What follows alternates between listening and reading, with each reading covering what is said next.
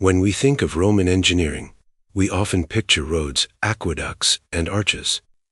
Yet one of their greatest architectural revolutions was something even more ambitious: the creation of domes and vaults.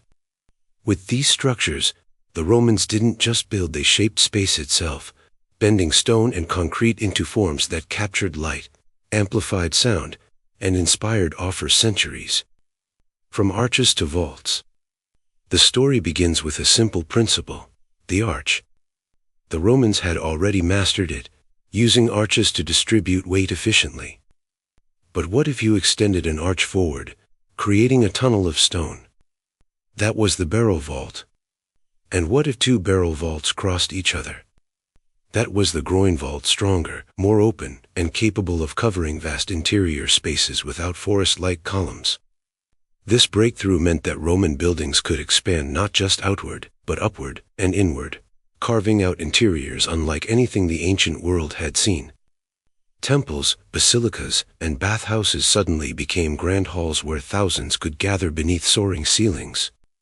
The dome, engineering heaven on earth. The true revolution came with the dome. By rotating the arch around a central point, Roman engineers discovered how to build vast circular roofs. The most famous example, of course, is the Pantheon in Rome. Completed around 126 CE under Emperor Hadrian, it remains the largest unreinforced concrete dome in the world nearly 2,000 years later. The Pantheon's dome is not only an engineering marvel but a work of art in balance. Its thickness decreases as it rises, reducing weight.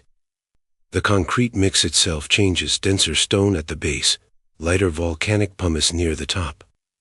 At the center, the oculus, a 9-meter-wide circular opening, relieves pressure and lets in a shaft of sunlight that moves across the floor like a cosmic sundial. Step inside, and you feel the Roman mastery of both space and light. More than beauty, power and symbolism. These domes and vaults were not built merely to impress, they were political tools. To stand beneath the Pantheon or the vaulted ceilings of the baths of Caracalla was to feel the power of Rome itself. The architecture created not just shelter, but an atmosphere of order, grandeur, and permanence. Vaulted basilicas gave Rome its legal and political halls. Domes crowned its temples and imperial projects. Even in the provinces, Roman domes and vaults announced the reach of Roman civilization. A legacy that shaped the world. When the empire fell, Roman domes and vaults did not disappear. Medieval cathedrals took the growing vault to new heights.